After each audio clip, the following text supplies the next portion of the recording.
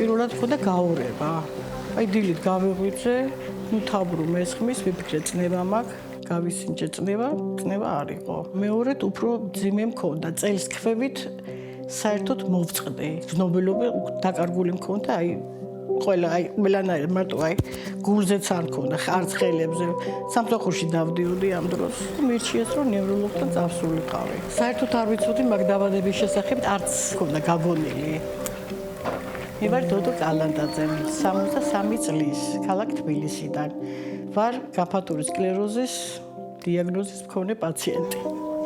თავიდან ვერაფერი ვერ აღვიქვი. მე გადავხედე იმე, რა თქმა უნდა, ინფორმაციას რაღაცა, ცოტა კი შემეშინდა.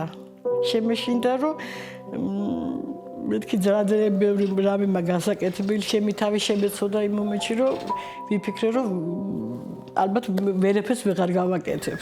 რეალობა აღმოჩნდა სხვა, როგორც ეთყობა, ჩემი დაავადება პროგრესული არ იყო.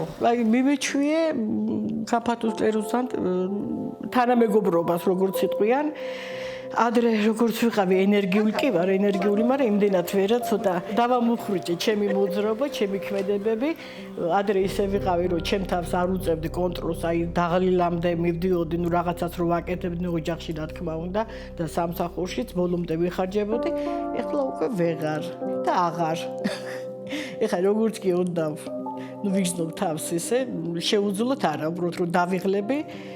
საკმარისია 15 წუთი ჩემ თავს მივხვდე და დავისვენო, უსმენ უკვე ჩემ ორგანიზმს. ვისწავლე ის, რომ გულთან არ უნდა მიუშვა არაფერი, არ უნდა ინერვიულო. ჩემ თავს უძახებ, დოდო ესე არ გამოვა, ხო?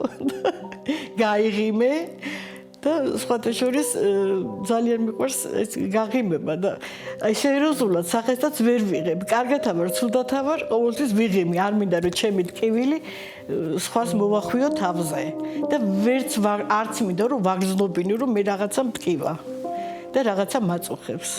ძალიან მიყვარს მეგობრებთან ურთიერთობა, ძალიან ხშირად ვიკრიბებით გოგოები და აი ეს პოზიტიური განწყობა ყველაფერს გავიწყებს როგორც და კიდევ დავდივარ მოყვარულთა ჯგუფში ცეკვაზე, რომელიც მაბედნიერებს რო იტყვია და ყველაზე ჯანმრთელად ვცნობ თავს იქ რო დავდივარ, სურვილი მაქვს რომ ყოველდღიურ მიუხედავად იმისა, რომ ჩემი მდგომარეობა და მაინც ყველანაირად ვახერხებ რომ ბოლომდე გავაკეთო ჩემი საქმე ამ სიტუაციაში.